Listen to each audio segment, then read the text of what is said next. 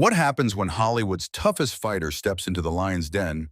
Not a boxing ring, this time, but the sharp tongues of daytime television. When Sylvester Stallone joined The View for what should have been a friendly chat, no one expected the gloves to come off, on both sides. This is the story of how respect turned into ridicule and how Stallone stood tall when it mattered most. Stay tuned, because you won't believe how one of the most respected icons of cinema walked into what felt like an ambush, kept his composure longer than anyone thought possible, and then delivered a knockout blow you'll never forget. The studio of The View buzzed louder than usual that morning. Producers scurried about, final touches were made to the set, and the crowd filled the seats with an excited hum. All eyes would soon be on Sylvester Stallone, the man who embodied perseverance through his roles as Rocky and Rambo, now 77 and still radiating the grit of a fighter. As the cameras started rolling, Stallone strode onto the stage in a tailored gray suit, his shoulders broad, his trademark half-smile intact. He looked every bit the movie star, dignified yet approachable. The applause was warm, but beneath the surface, there was a tension he couldn't quite place. Years of surviving Hollywood had taught him to trust those instincts. "Ladies and gentlemen," Joy Behar announced, her voice dripping with a sweetness that sounded rehearsed. "We're joined today by the man who's been punching his way into our hearts since the 70s, Sylvester Stallone." "Thanks for having me," Stallone replied, his gravelly voice filling the studio, deep and unshaken. He settled into the guest chair, greeting the other hosts with polite nods.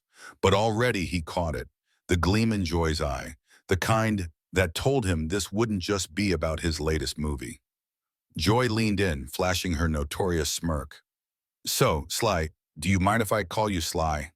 You've been making these big, loud, testosterone-fueled movies for, 50 years now? Don't you ever wonder if maybe the world's moved on from all that macho stuff?" The audience chuckled awkwardly. Stallone chuckled too, but his eyes narrowed slightly. He leaned back and crossed one leg over the other. "Well, Joy," he said evenly, "the world might move fast, but there's always room for stories about resilience and fighting for something you believe in. That's what my movies are about." Joy tilted her head, unconvinced. "Fighting, sure, but you're not worried those stories, you know, glorify violence? Give young guys the wrong idea? That they can just punch their way out of problems?" Stallone clasped his hands together and kept his tone calm. "Rocky didn't win because he threw punches, Joy. He won because he got back up every time he was knocked down. That's not about violence. That's about spirit." Across the table, another host, Sonny Hostin, chimed in. "But isn't it also a little dated, Sylvester? The whole hyper-masculine, muscle-bound hero thing? Maybe today's audience wants something, I don't know, more sophisticated?" "More sophisticated," Stallone repeated softly. His jaw tightened, but his smile didn't falter. "There's nothing more sophisticated than the human will to overcome." Joy leaned back, unimpressed. "But really, aren't you just playing the same guy over and over? Rocky, Rambo, Barney Ross. They all kind of blend together, don't they? Different costumes, same angry fists." The jab landed harder than it sounded. Stallone uncrossed his legs and placed his hands firmly on his knees. "I've told stories about underdogs, soldiers, fathers, men at the edge of their limits. If they all share grit, it's because grit is universal." The studio audience clapped lightly at that, but Joy waved her hand dismissively. "Oh, please, Sly. Don't make it sound like Shakespeare. You're throwing punches and blowing things up. You're a good-looking guy who lucked into one big movie and just kept coasting." The other hosts exchanged glances. The remarks seemed to suck the air out of the room, but Stallone's response was calm, too calm. "You're entitled to your opinion, Joy," he said slowly, his gaze fixed on hers. "But I worked for every inch of my career. Nobody handed me anything. I wrote Rocky when I had nothing, and it changed my life because I refused to quit." That only emboldened her. Yeah, we've heard the bus station stories," she scoffed. "But come on, it's been decades. Maybe it's time to hang up the gloves and stop pretending these movies are doing anything but cashing in on nostalgia." Stallone gave her a long, steady look. For now, he held his composure. He sat back in his chair, arms folded, and let her words hang there. But the studio could already feel it. Under that calm exterior, a storm was gathering, and it was only just beginning. By the time the commercial break ended and cameras rolled again, you could cut the tension in the studio with a knife. Stallone sat in his chair, hands clasped, that famous jawline set tight. But his eyes, dark, sharp, didn't leave Joy for a second. Joy, for her part, seemed emboldened. The audience could feel it. She smelled blood in the water, and she was going to take her shot. "So, Sly," she began, flipping through her notes as if she didn't already have her barbs memorized. "Let's talk about your acting. I mean, do you even consider yourself an actor? Or are you just playing yourself over and over again?" Stallone raised an eyebrow, his lips curled into a faint smile. "Well, Joy, I've been nominated for Oscars. Written, directed, produced, starred. That usually counts as acting in most circles." Joy chuckled coldly. "Oh, please. That first nomination was 1976. You were young and hungry. But now, let's be honest. You're just milking the same character over and over because it's safe. Rocky, Rambo, whatever muscle-bound guy comes next. You don't actually challenge yourself, do you?" That drew murmurs from the audience. Stallone shifted slightly in his chair and leaned forward, his voice even. "Every film I make is a challenge, physically, emotionally. You don't know what it takes to carry a story, to stand there and give everything you've got to make something that moves people. But go ahead, Joy. Tell me what my job is. You seem to know it better than I do." Whoopi tried to step in, her voice cutting softly through the tension. "Maybe we can talk about the new movie, Sly. Tell us what inspired it." But Joy waved her off. "Oh no, Whoopi, let's not let him off that easy. Let's really get into it." She leaned forward, her eyes narrowing. "What's it like knowing the only reason people still pay to see you is because they feel sorry for you? That they're clinging to nostalgia because the real Sylvester Stallone, the fighter, the icon, is long gone?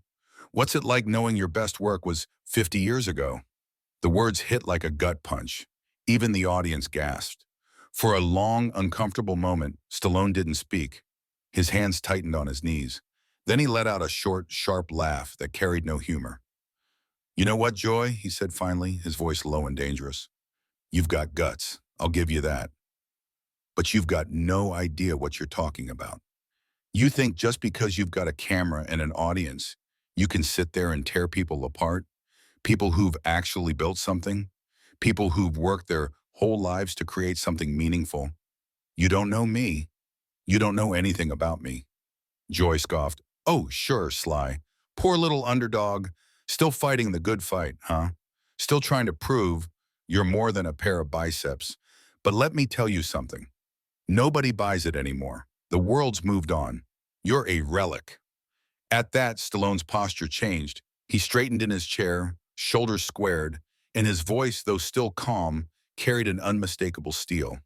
"A relic," he repeated. "You think because the world changes, everything that came before means nothing?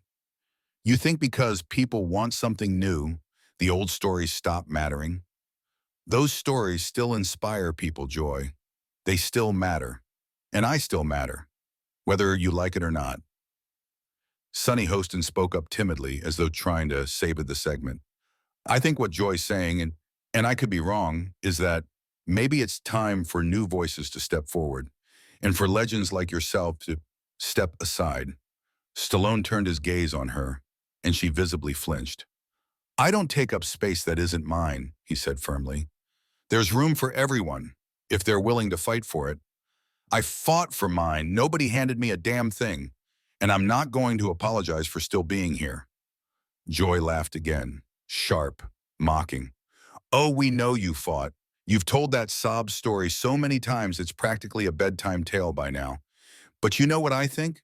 I think you're terrified of letting go, of fading away, of becoming irrelevant.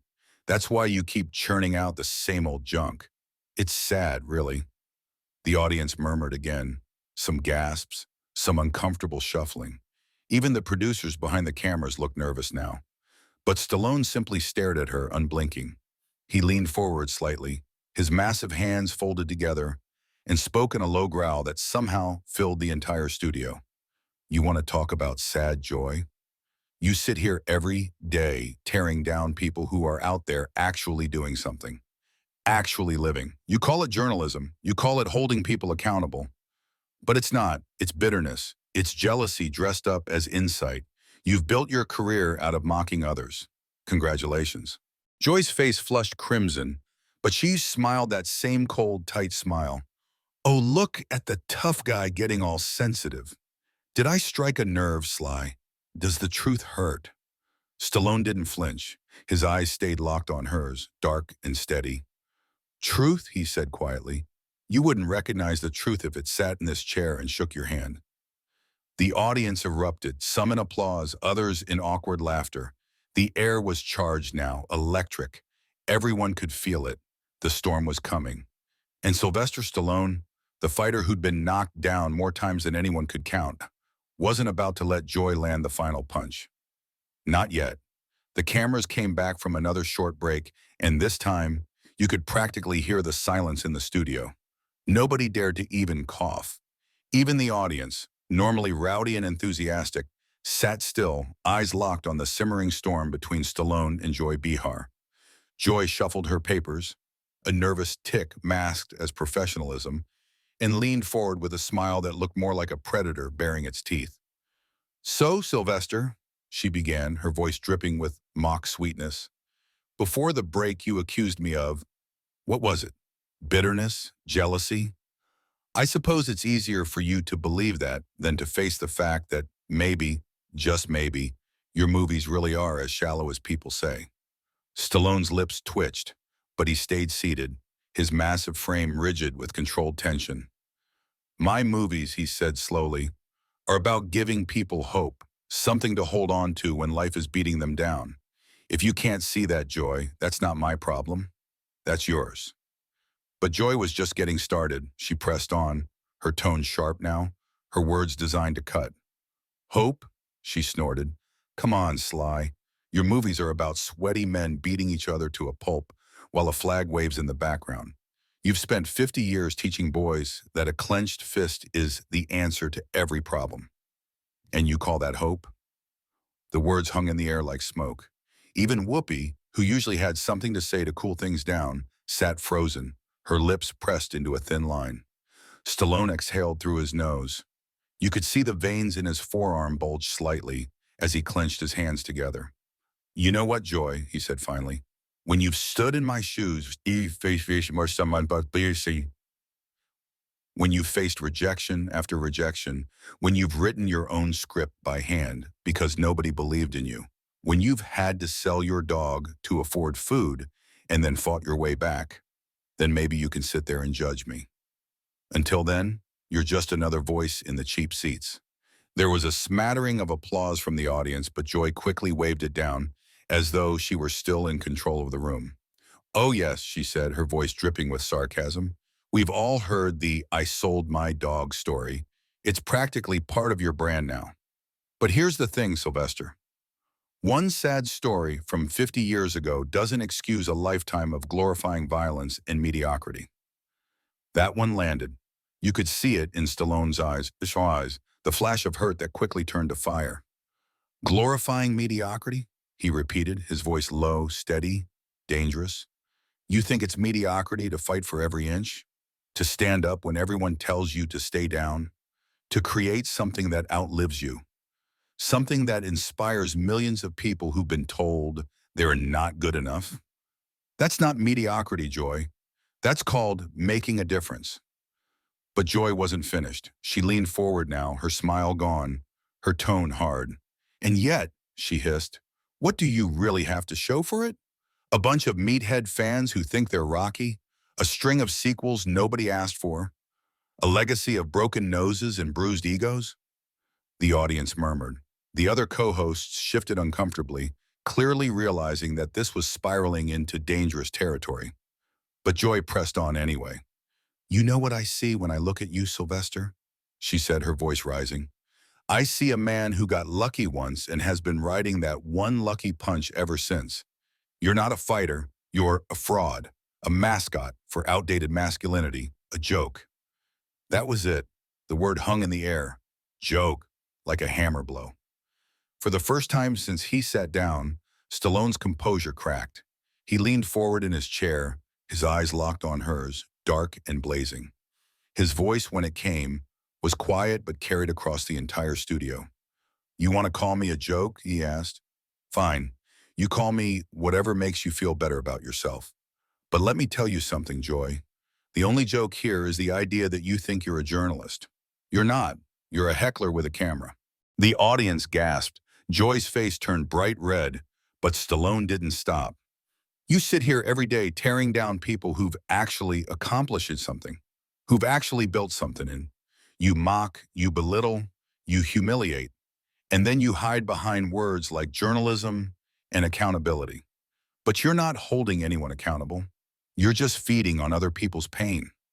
He straightened, his breathing heavier now, his chest rising and falling as he tried to calm himself. But the fire in his eyes burned brighter than ever. "You think you know me? You think you understand my life? You don't know the first damn thing about what it takes to keep getting back up after life knocks you down. All you know how to do is sit here, safe behind your little desk, and throw stones at people who've actually lived." Joy tried to interrupt, but her words faltered under the weight of his voice. "I've spent my life building people up," he continued, his voice growing louder now, almost booming, "giving them something to believe in. And all you've done is tear people down. You want to talk about legacy? That's yours. That's who you are. A destroyer." For a moment, the studio was silent. Even the camera seemed to hesitate, unsure whether to zoom in on Stallone's blazing glare or Joy's stunned face.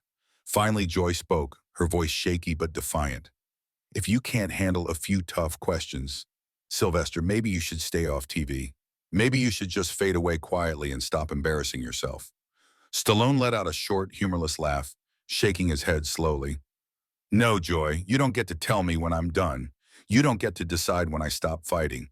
And you sure as hell don't get to sit there and judge me like you're better than me." He leaned forward one last time, his voice dropping to a dangerous whisper. "You're not better than me, Joy. You're just louder. But loud doesn't make you right." The words hung in the air, sharp and final. And though he stayed in his seat for now, it was clear. Sylvester Stallone was one more insult away from unleashing the full weight of his fury and walking out for good. The air in the studio had become thick, almost unbreathable. Every member of the crew stood frozen, unsure of whether to keep filming or cut to commercial. Even the cameras seemed hesitant to move, as though afraid to provoke the storm sitting across from Joy Behar. Stallone sat there, his massive hands clasped together, his knuckles white. His eyes burned holes through Joy as she leaned back in her boudoir, a smug little smile playing at the corners of her mouth. "Well," Joy said finally, her tone dripping with mock pity, "I guess we've learned today that Rocky can take a few punches in the ring, but he sure can't handle a few tough questions on TV." The audience murmured, some gasping, others shaking their heads. But Stallone didn't flinch this time. He simply unhooked his microphone with deliberate, almost theatrical calm and set it down on the table. "You know," he began, his voice steady but low, "I came here today because I thought this was going to be a conversation about my work, my career, my journey. I thought maybe we'd talk about what it means to spend 50 years in this business, what it takes to survive in a world that eats you alive if you let it." Joy rolled her eyes. "Oh, please spare us the martyr act. You're not some poor underdog anymore, Sylvester. You're a rich man still clinging to a fairy tale that stopped being inspiring decades ago." That was it. Stallone slowly stood up. The red leather of his chair squeaked under the weight as the room collectively held its breath. He adjusted his jacket, straightened his posture, and fixed Joy with a stare so intense even the audience members in the back row could feel it. "You," he said, his voice now rising just enough to command the entire room, "don't know a damn thing about inspiring anyone. You don't know a damn thing about struggle, about sacrifice, about getting up when life beats you down. All you know how to do is sit there on your little throne of cynicism and tear other people apart because you don't have the guts to create anything yourself." Joy opened her mouth, but he cut her off with a single sharp gesture of his hand. "No, you've had your turn," he growled, his voice now carrying the full weight of decades of bottled-up fury. "You've spent this entire show trying to tear me down, mocking my work, mocking my fans, mocking me. You call that journalism? You think that makes you better than me? Makes you smarter? Makes you right?" He took a step closer to the table, his presence now towering, magnetic. The studio lights seemed to dim as the temperature in the room dropped to freezing. "You want to know what you really are, Joy?" he asked, his voice now a lethal whisper that somehow still carried to every corner of the set. Joy swallowed but didn't answer. "You're not a journalist. You're not a critic. You're not even a host. You're a vulture. You feed on other people's pain. You tear down everything good and noble just so you can feel important. But all you really are is small." The audience was stone silent now. Even the co-hosts sat frozen, their eyes wide, their hands clamped in their laps.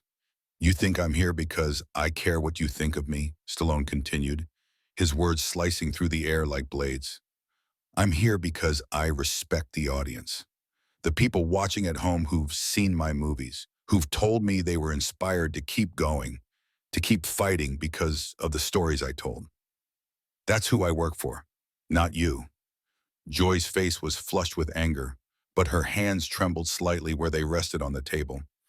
"You sit here pretending to be the voice of the people, but you don't even listen to them," Stallone said, his voice rising now, his fury undeniable. "All you care about is being louder than everyone else, so you can hear yourself talk. But your words, they're empty. They mean nothing." He reached down, picked up the microphone he'd placed on the table, and dropped it back down again with a clack that echoed through the silent studio. "This interview," he declared, "is over." And with that, he straightened his jacket, turned on his heel, and began walking toward the studio doors. But just before he reached them, he stopped, turned back, and delivered one final devastating blow. "You call what you do journalism? You call this a platform for truth?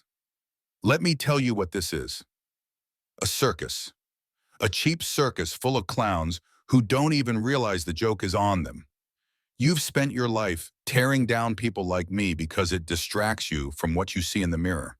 And what you see in the mirror?" He paused, his eyes locked on Joy, who now looked genuinely shaken. "Is nothing." With that, he turned back around, his broad shoulders cutting through the tension like a blade. The sound of his footsteps against the studio floor was deafening as he walked off the set and through the exit without another word. For a long moment, no one moved. No one spoke. The cameras kept rolling, capturing Joy Behar sitting frozen in her chair, her face a mask of shock and fury, and the other hosts looking anywhere but at each other. The audience sat stunned, their faces a mixture of awe, discomfort, and, in some corners, quiet applause. And somewhere beyond the lights, beyond the cameras, Sylvester Stallone disappeared into the hallway, leaving behind a studio full of silence, shattered egos, and the unmistakable sense that they had just witnessed something monumental. What did you think of this explosive confrontation? Was Stallone justified in finally speaking his mind and walking out? Or did Joy's tough questions simply strike too close to home? Drop your thoughts in the comments. And don't forget to subscribe for more stories like this.